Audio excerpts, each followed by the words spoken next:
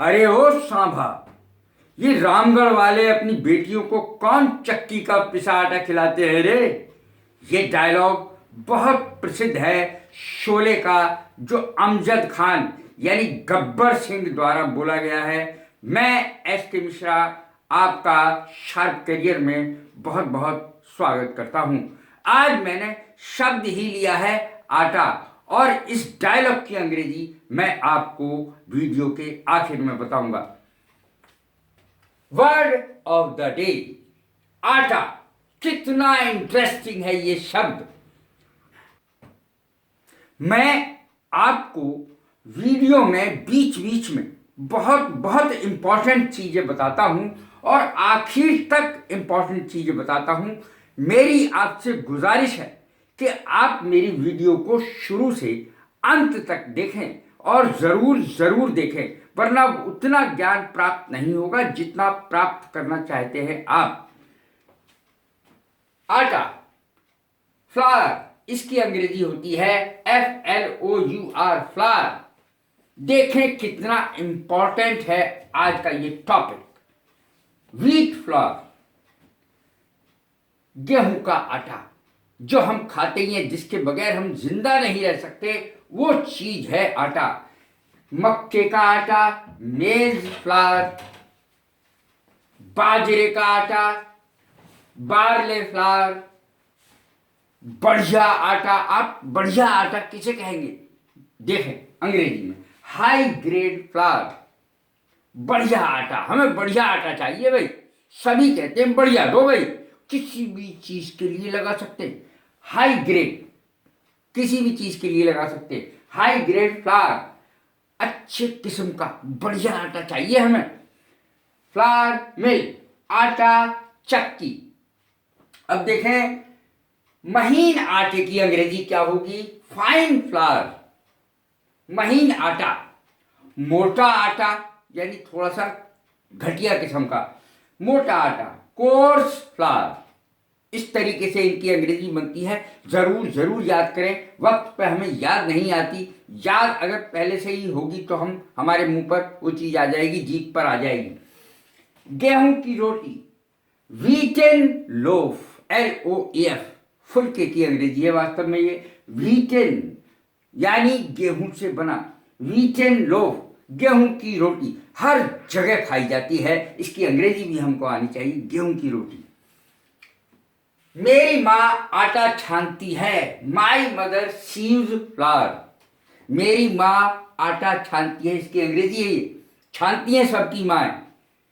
मेरी बहन आटा गूंथती है, my sister needs flower, my sister needs flower.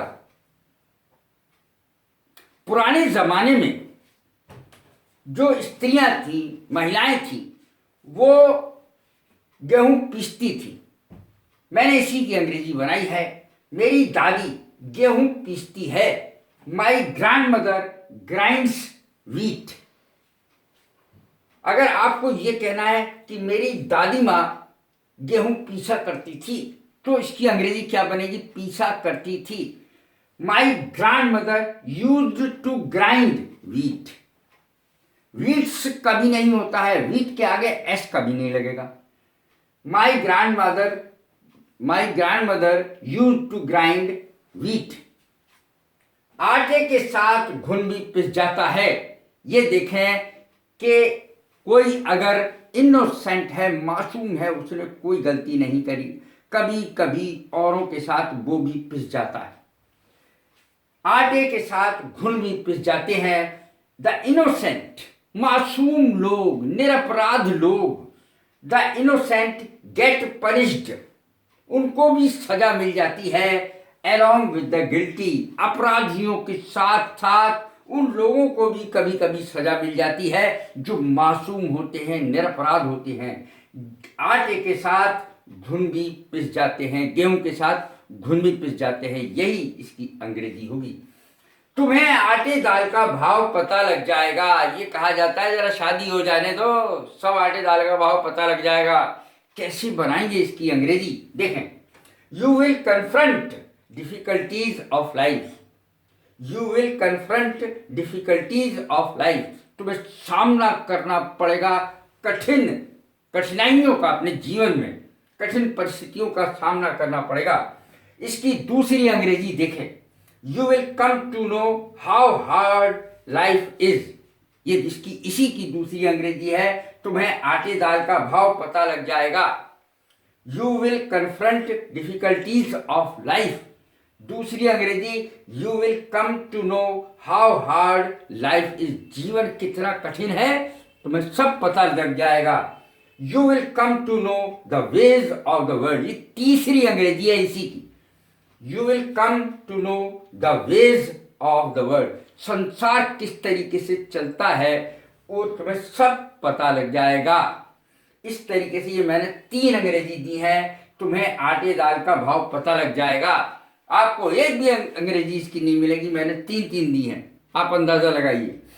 देखें, आटे दाल की चिंता लगना, you will be anxious about house hold affairs after getting married, शादी के बाद you will be anxious about house hold affairs, घर के आटे दाल की चिंता शादी के बाद हर इंसान को लग जाती है। इसी की मैंने अंग्रेजी बनाई है, after getting married you will be anxious about house hold affairs, घर की बातों में, घर के मामले में, आटे दाल के मामले में सब लग जाते हैं वही आटे दाल के चक्कर में।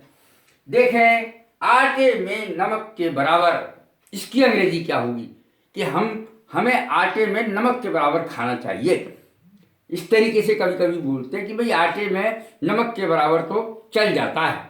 देखें, आटे में नमक के बराबर की अंग्रेजी क्या होगी, like salt in the flower, like salt in the flower. और यदि आपको दाल में बोलना है तो लेंटिल कह दीजिए, like salt in the flour, आटे में दाल के बराबर तो चल जाता है।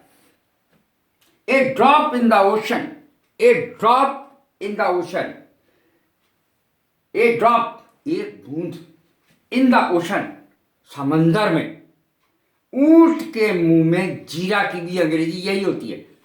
दो अंग्रेजी आपके सामने आ रही है एक साथ। ए ड्रॉप इन द ओशन, इसका भी अर्थ यही होता है, आटे में नमक के बराबर भी होता है इसका अर्थ। ऊंट के मुंह में जीरा, इसकी भी अंग्रेजी यही होती है। ये एक मुहावरा है, प्रोवर्ब है। कंगाली में आटा गीला, कितनी अंग्रेजी आज आपको देखने को मिल रही है। ए stroke of misfortune on top of poverty, एक तो पॉवर्टी गरीबी, पॉवर्टी माने गरीबी, एक तो गरीबी और ऊपर से कोई और दुर्भाग्य, यानी किसी की डेथ हो जाए, चोट लग जाए और कोई दुर्घटना हो जाए। ए स्ट्रोक ऑफ मिसफॉर्चून, मिसफॉर्चून माने दुर्भाग्य, ए stroke of misfortune on top of poverty. तो इस तरीके से इसकी अंग्रेजी बनेगी, कंगाली में आटा गीला। अब देखें इस डायलॉग की अंग्रेजी जो मैंने शुरू में ही बोला था, ये रामगढ़ वाले अपनी बेटियों को कौन चक्की का पिसा आटा खिलाते हैं रे, अरे ओ सांभा, ये रामगढ़ वाले अपनी बेटियों को कौन चक्की का पिसा आटा खिलाते हैं रे। इसकी अंग्रेजी देखें, बहुत प्रसिद्ध dialogue, which flour mill do these people from Ramgarh use to feed their daughters. ये इस तरीके से इसकी अंग्रेजी बनेगी, मैं फिर बताता हूं, which flour mill do these people from Ramgarh use to feed their daughters. इस तरीके से इसकी अंग्रेजी बनेगी। आप में से कौन ऐसा है जो अंग्रेजी बहुत अच्छी सीखना नहीं चाहता हो, इसीलिए मैंने आपके लिए, सिर्फ आपके लिए एक वेबसाइट शुरू करी है इंग्लिश गुरुजी के नाम से। उसमें अंग्रेजी की सारी चीज़ें मिल जाएंगी और कोई भी कंपटीशन क्यों ना हो, बड़े से बड़ा, छोटे से छोटा, आप उसमें सब कुछ जो आप चाहते हैं आपको सब कुछ मिल जाएगा। आप कहाँ जाते हैं, दूर क्यों जाते हैं, जब सब कुछ आपको यही मिल रहा है। कैसी लगी मेरी वीडियो, लाइक करें, शेयर करें, सब्सक्राइब करें। God bless you, thank you very much.